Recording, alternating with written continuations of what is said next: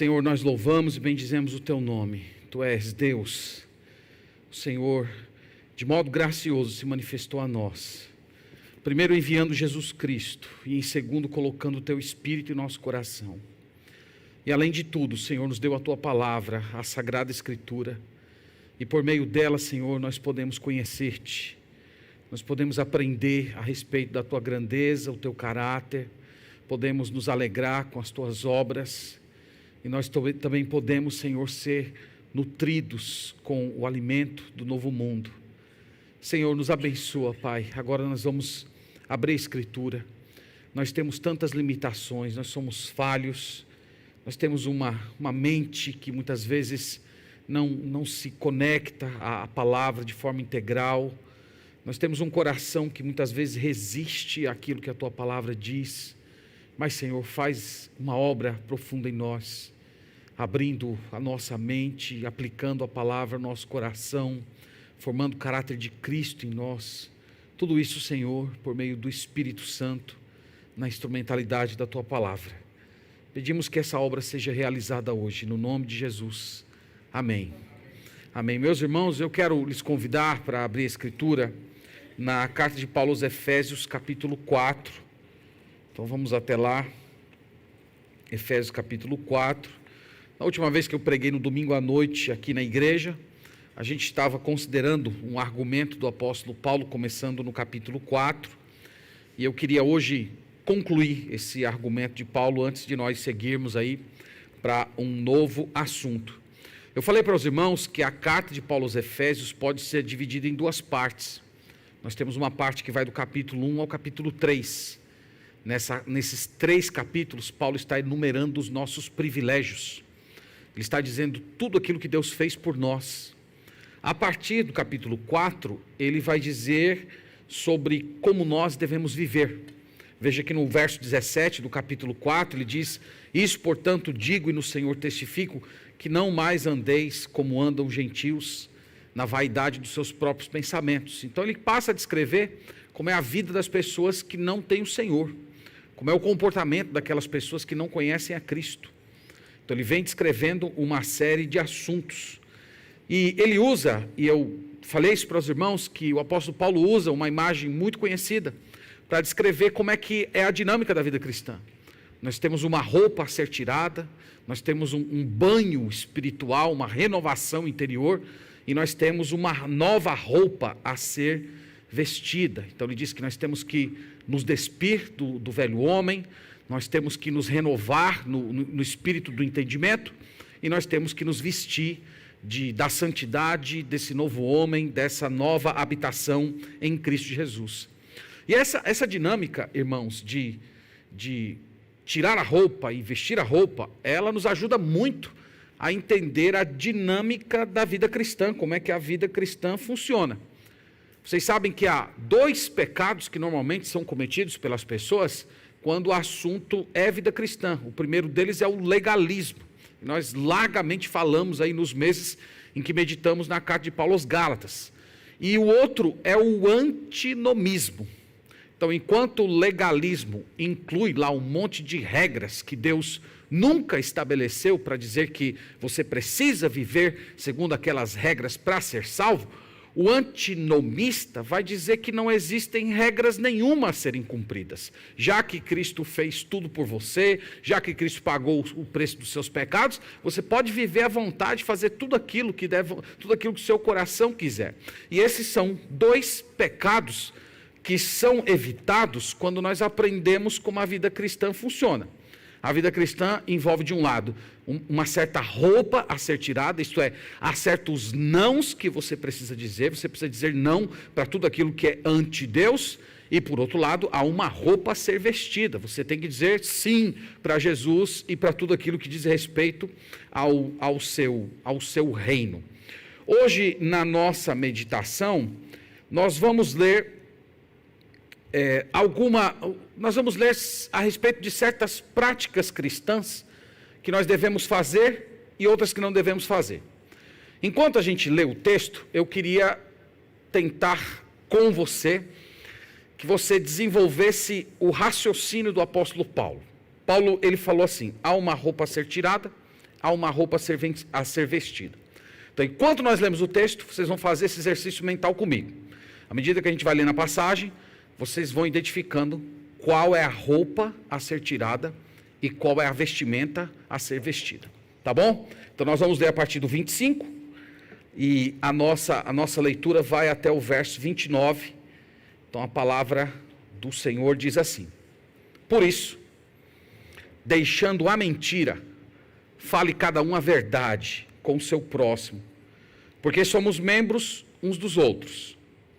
Irai-vos e não pequeis, não se ponha o sol sobre a vossa ira, nem deis lugar ao diabo. Aquele que furtava, não furte mais, antes trabalhe, fazendo com as próprias mãos o que é bom, para que tenha com que acudir ao necessitado. Não saia da vossa boca nenhuma palavra torpe, e sim unicamente a que for boa para edificação, conforme a necessidade, e assim transmita graça aos que ouvem. Amém. Amém. Que Deus seja louvado por sua palavra. Meus irmãos, antes de expor o texto para vocês, eu queria fazer algumas observações. A primeira delas é que Paulo não está ensinando uma nova ética. Ele até repete aqui elementos dos 10 mandamentos do Antigo Testamento. Mas ele ensina essa ética cristã dentro de uma nova base. É como se ele estivesse dizendo assim: há um certo padrão de comportamento a ser seguido, mas você precisa de Jesus para obedecer. Você só vai conseguir viver a vida que Deus quer que você viva se você depender do poder de Deus que nos chega através do Espírito Santo.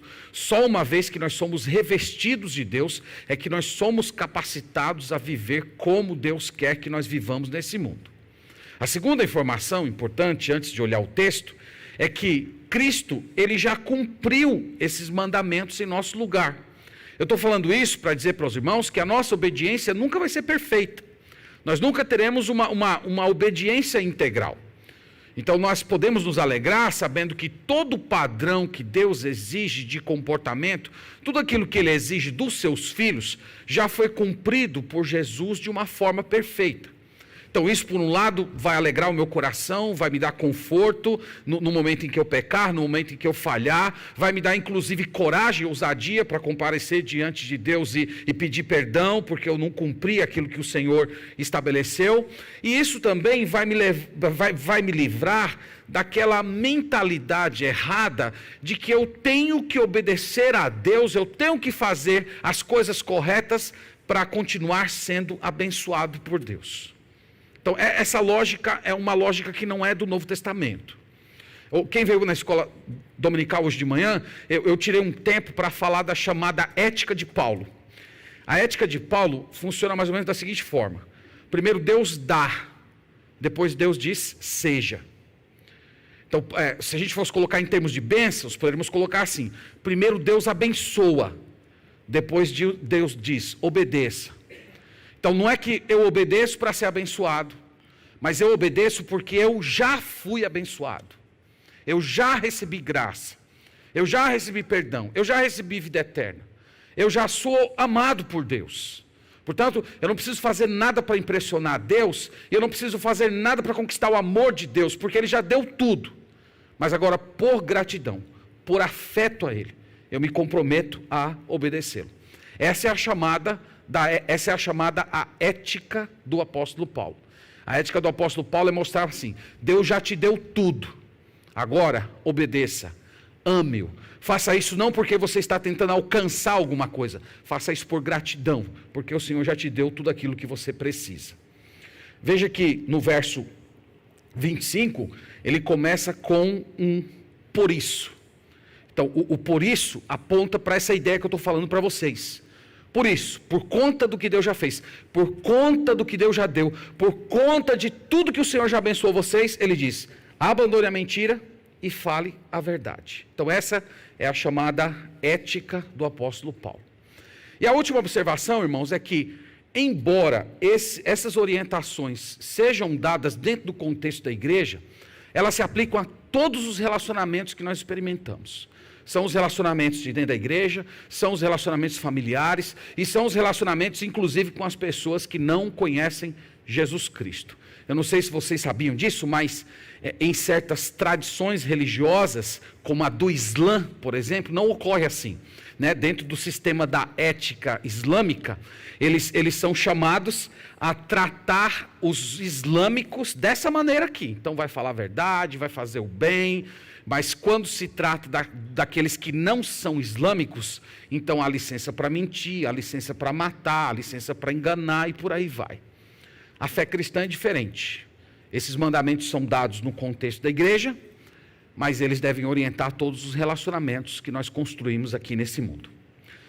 Dito isso, agora finalmente eu vou começar a pregar para vocês, tá bom? Verso 25, vamos ler novamente o versículo.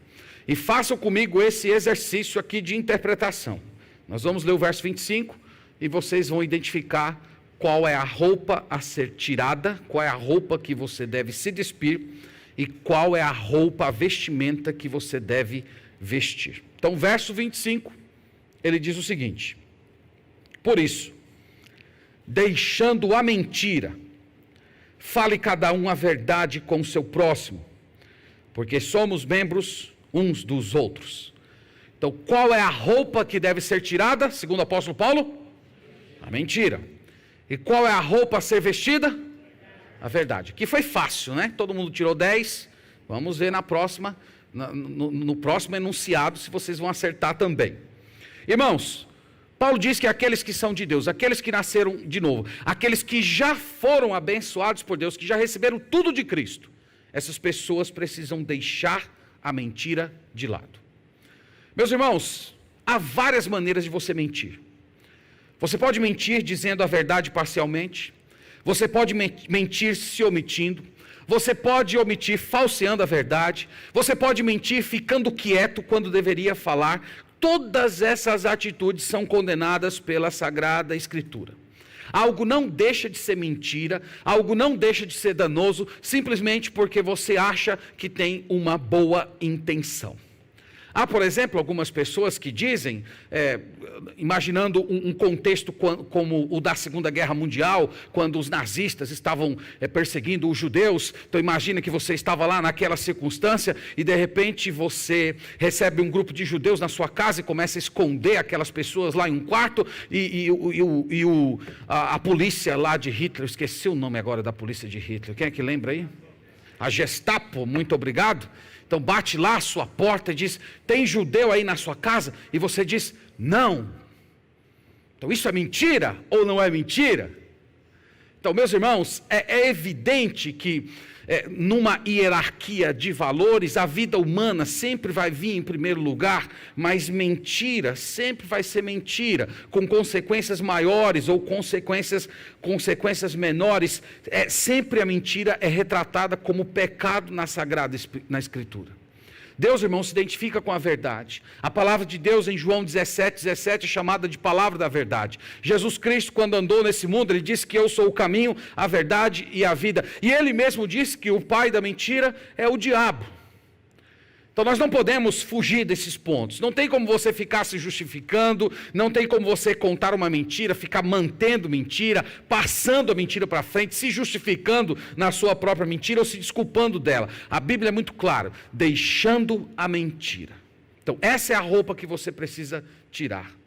E meus irmãos, essa declaração do apóstolo Paulo, ela mostra um pouco do que era a vida dos Efésios. A vida dos Efésios era marcada por um paganismo, e no ambiente pagão, a mentira era largamente aceita, em alguns contextos, até incentivado. É interessante isso, irmãos. Nas civilizações que são marcadas pelo paganismo, é comum a mentira ser aceita como norma social. Então, quando nós olhamos para um país como o nosso Brasil, que nós aprendemos desde cedo que existe o chamado jeitinho brasileiro, Então nós podemos entender a quantidade de paganismo que de alguma forma está se misturado nas nossas culturas. O jeitinho brasileiro na nota fiscal, o jeitinho brasileiro na hora de lidar com o guarda que está te aplicando uma multa. Irmãos, a nossa cultura, ela é profundamente influenciada pelo paganismo. E Paulo está dizendo, essa roupa precisa ser tirada de quem é de Deus. Ela caracteriza o antigo homem. Ela pertence a um tipo de caráter que não tem nada a ver com Cristo. Mas Paulo diz que não basta você abandonar a mentira. Ele diz que tem uma roupa a ser vestida. Qual é a roupa? Abandonando a mentira, fale a verdade. E ele diz, fale a verdade, cada um. Ele particulariza, ele individualiza.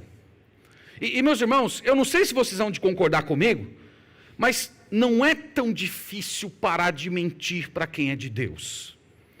Mas às vezes falar a verdade é difícil. Nós não gostamos de falar a verdade. Nós não gostamos de falar a verdade quando nós percebemos que falar a verdade vai produzir algum tipo de confronto. Quando falar a verdade vai irritar alguém que você não gosta de irritar. E eu acho que isso é algo também muito da nossa cultura, né? No tempo que eu era seminarista, pastor Bruce, eu convivi com muitos americanos no seminário, e os americanos eram retratados por nós, alunos brasileiros, como americanos frios. Porque eles não arrodeavam muito para falar a verdade, né? Chegava assim, era na lata e pá! Né? E nós brasileiros ficávamos lá todos tonteados. Então, é uma forma muito direta de expressar a verdade. E meus irmãos, para nós é difícil, às vezes, falar a verdade. Mas isso deve ser parte do nosso caráter. É evidente que a Bíblia diz que a verdade é para ser dita em amor, respeitando o tempo, a ocasião, a circunstância, tomando cuidado para não ferir uma pessoa desnecessariamente, mas a verdade deve ser dita. E Paulo indica aqui no texto a razão. Ele diz, fale a verdade com o seu próximo, por quê? Porque somos membros uns dos outros. Sabe o que ele está querendo dizer indiretamente? É que a mentira, ela quebra a unidade.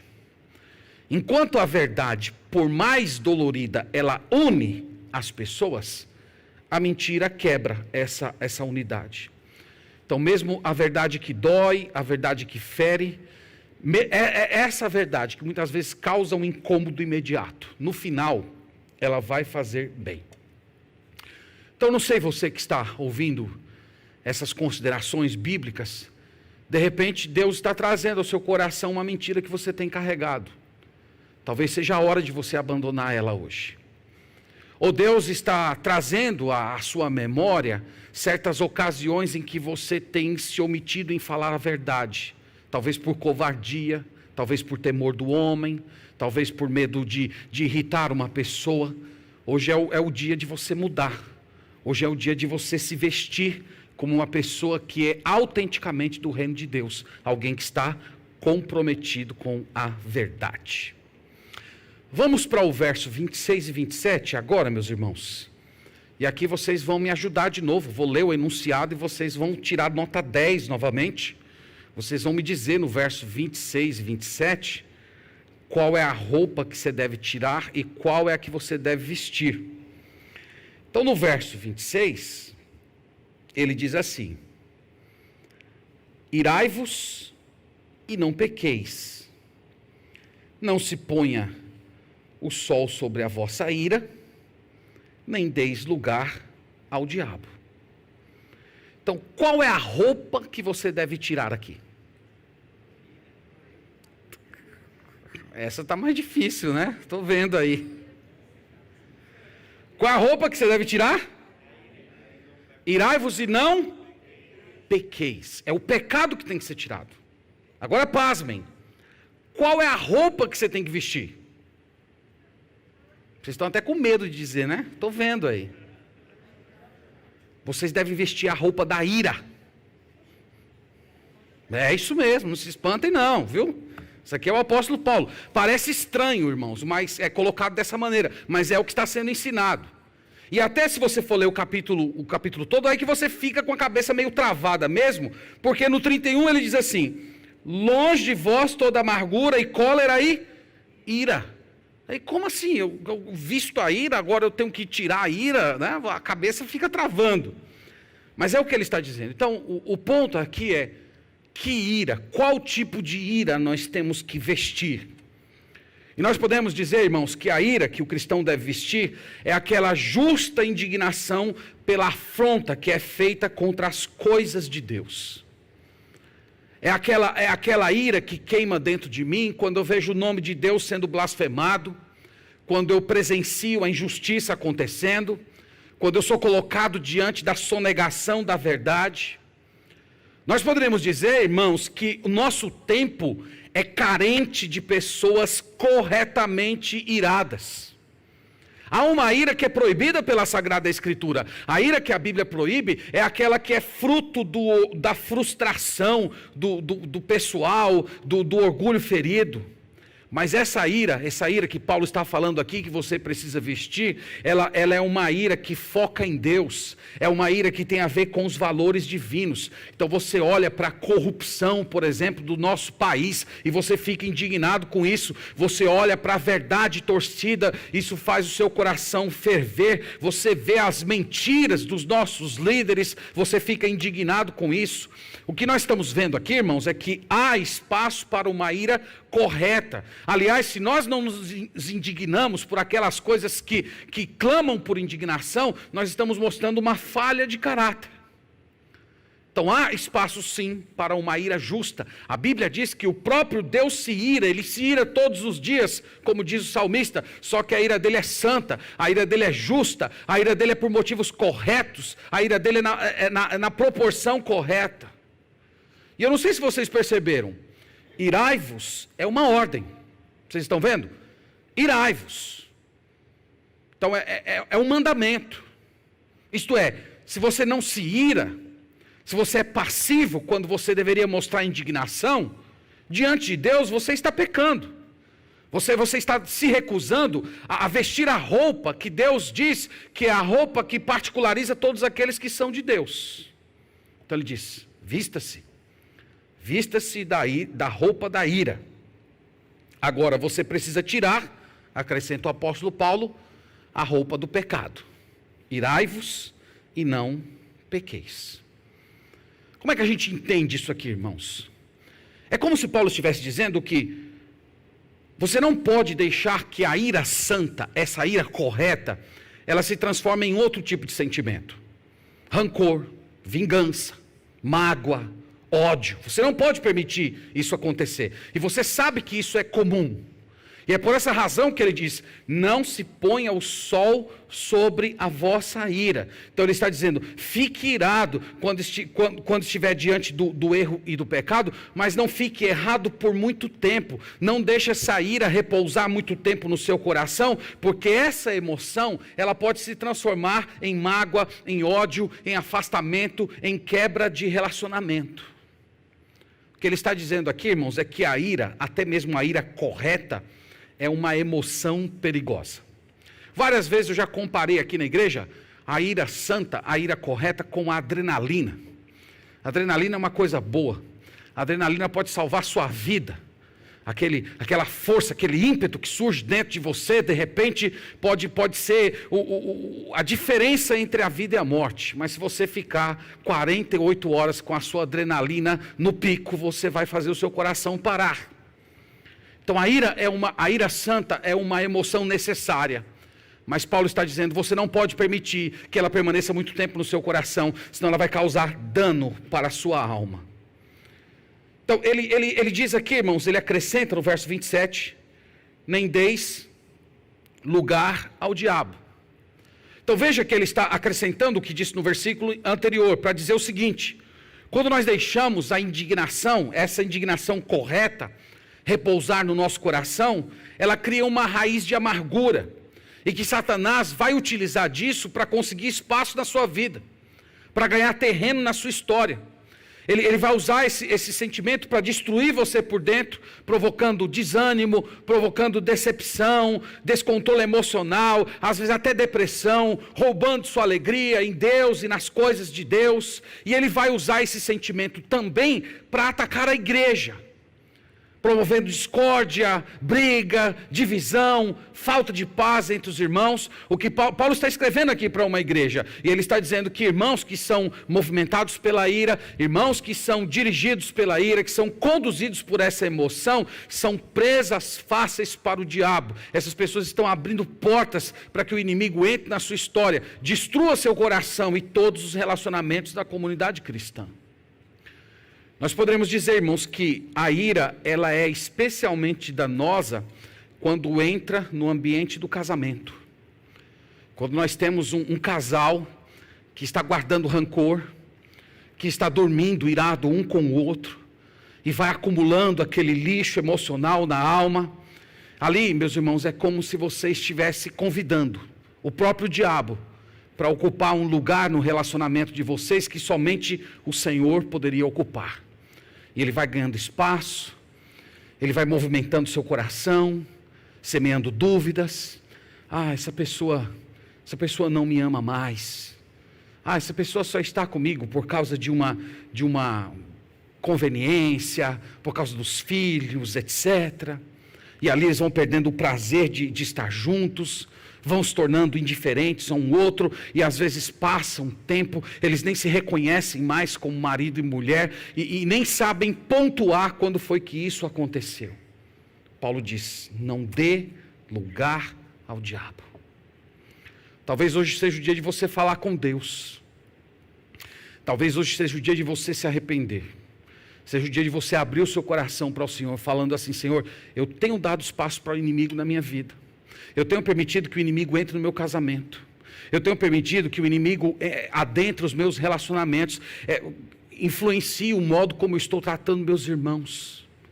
Hoje é o dia de você colocar isso no Senhor, é o dia de você procurar pessoas, pedir perdão, dizer para o Senhor, Senhor, eu não quero mais, eu quero fechar as janelas, eu quero que o Senhor Jesus Cristo seja o ente que vai ocupar os espaços da minha história.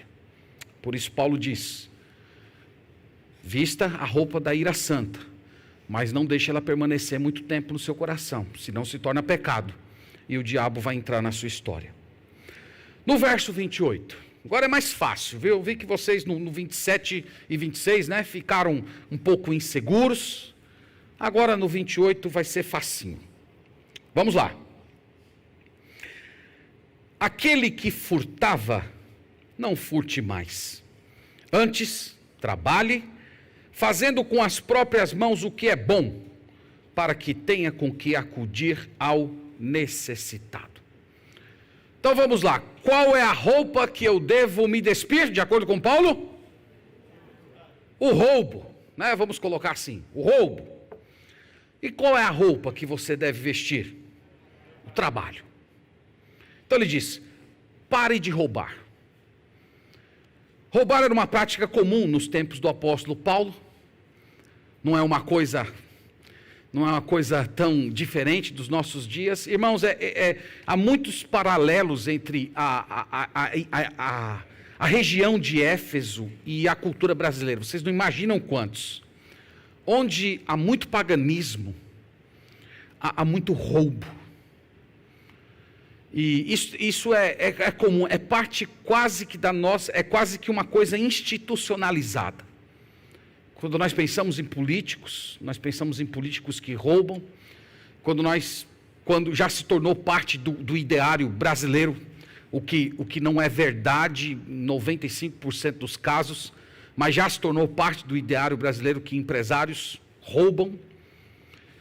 Então faz parte da nossa cultura. E especialmente, irmãos, em tempos como o nosso, atual, que estamos em uma ocasião de recessão, que naturalmente exigem mais sacrifícios, é comum que as tentações para essa desonestidade aumentam. Mas Paulo diz aqui, não roube, não queira se apossar daquilo que não te pertence, não faça isso mais, isso pertence ao velho Adão. E meus irmãos, eu não sei se vocês já pararam para pensar, mas há muitos furtos que nós vamos permitindo ao longo da nossa vida. É o furto do lápis do trabalho, é o furto das folhas da impressora, é o furto da fruta do mercado que você pegou o lápis simplesmente para provar, Acontece isso, né, irmão Ronald? Lá, acontece? É o furto de quem fura fila, que está roubando o lugar de alguém. É o furto do horário de trabalho, que você propositalmente se atrasa ou antecipa o seu horário de saída. Você está roubando do seu empregador. É o roubo do seu próprio empenho no trabalho, quando você poderia se doar e fazer muito mais do que faz, mas você simplesmente se resguarda para não se cansar tanto. Tudo isso, irmãos, são formas de roubo.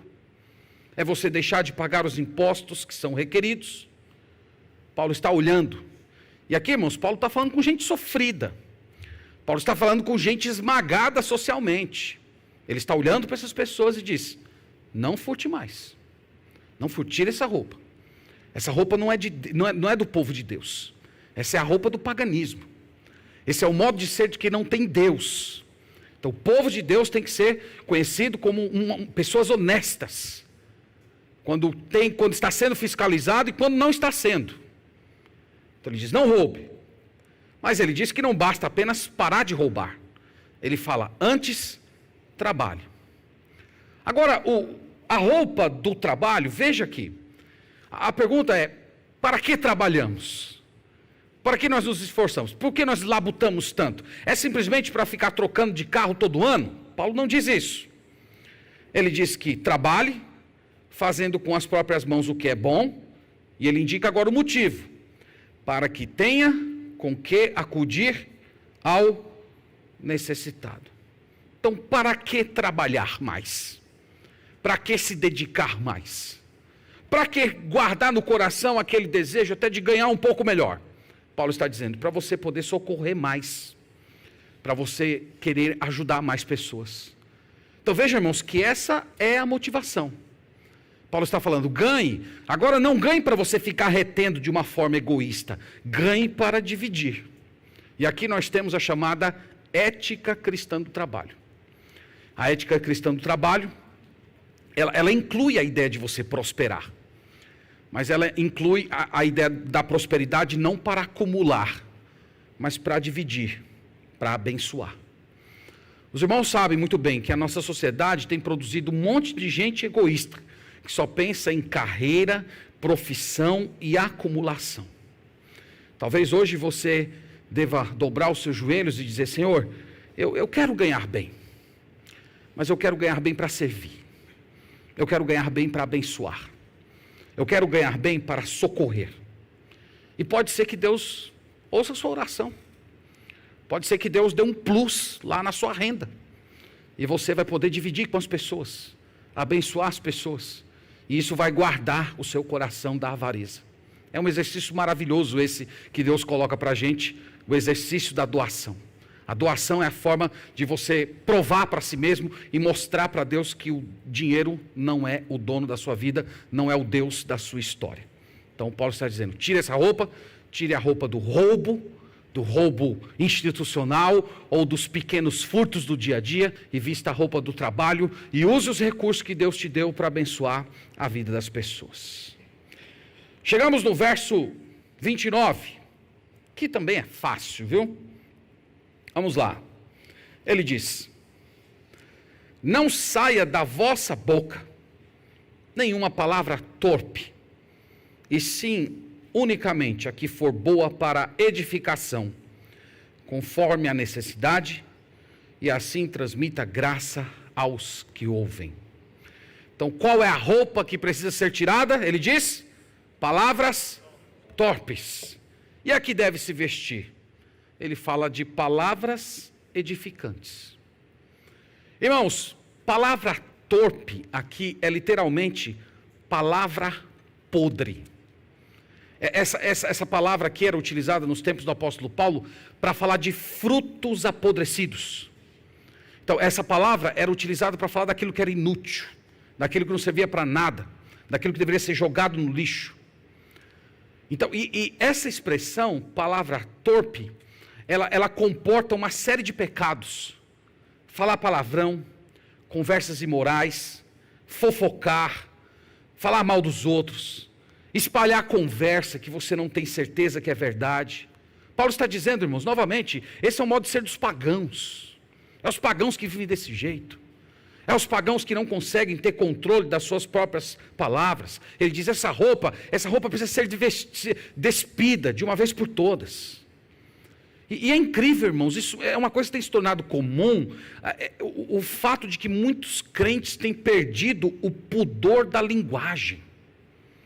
Nós estamos vendo agora pastores falando palavrão. Se é que são pastores, a maioria, creio eu, são falsos profetas. Mas se tornou comum isso, pastores falando palavrão, crentes falando palavrão, imprudência nas palavras. E Paulo diz, você tem que tirar essa roupa.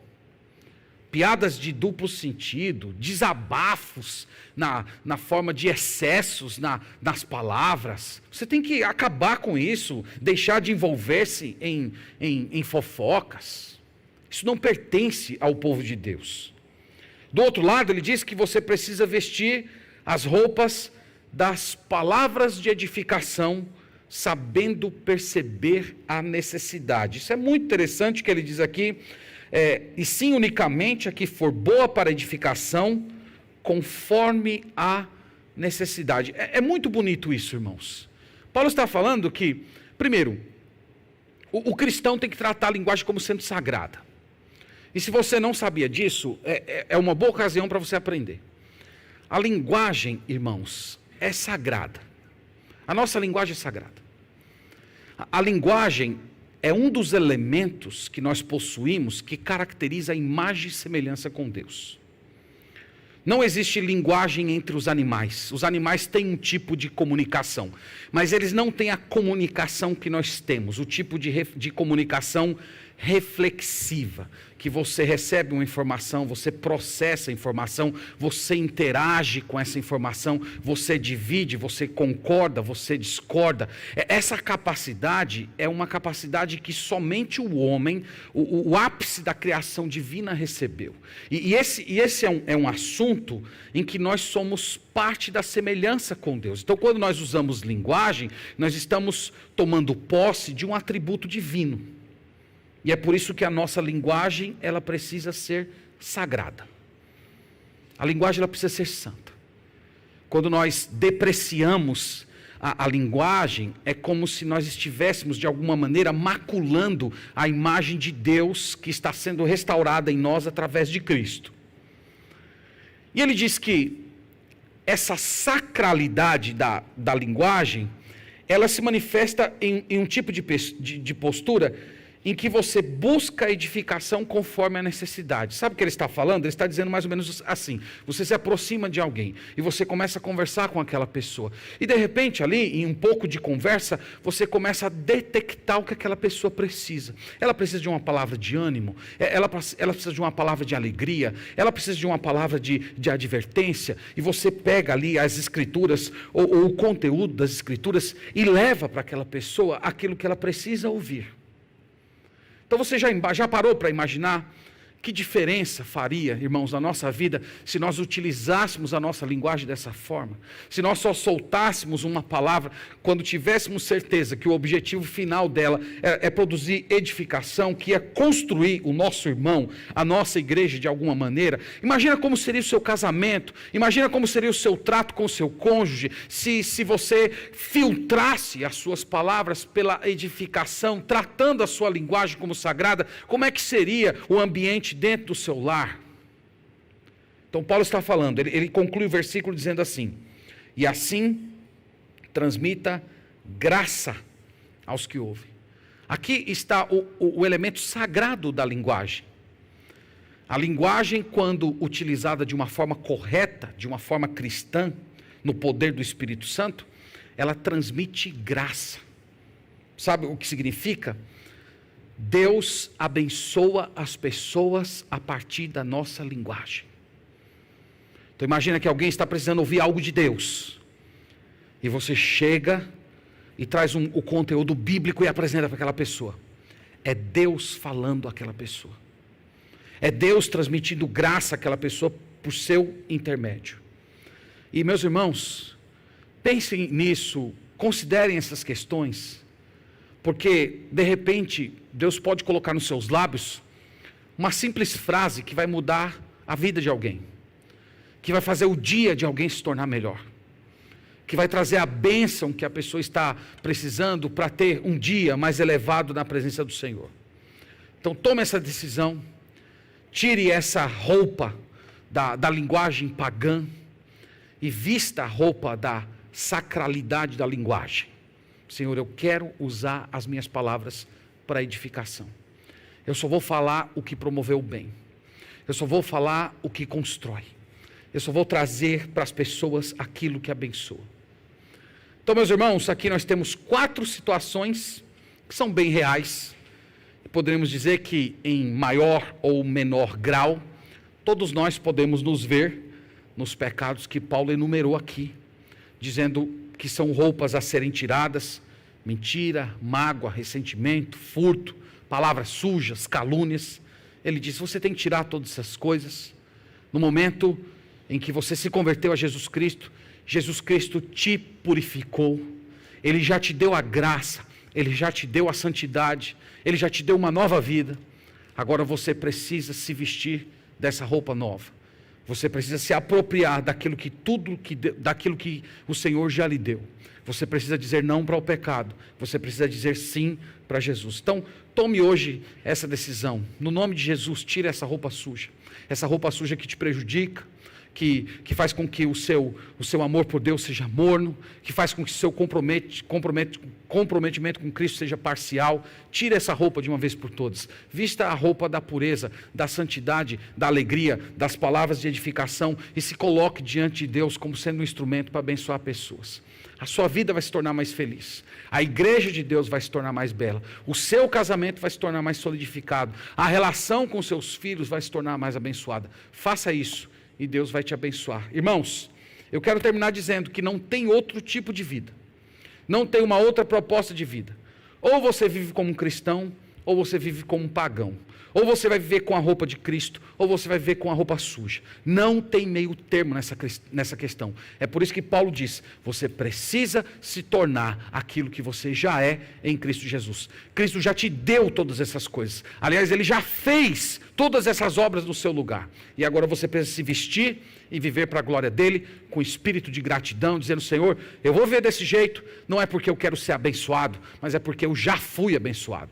Eu não quero viver desse jeito para merecer as tuas bênçãos, porque eu já recebi gratuitamente, através de Cristo, todas as bênçãos celestes. Eu quero viver por gratidão, eu quero viver por amor, eu quero viver como doação, para a tua glória, para o bem da tua igreja e para a edificação da minha família. Então que Deus nos abençoe e que nós nos vistamos de Cristo Jesus para a glória de Deus. Vamos orar ao Senhor.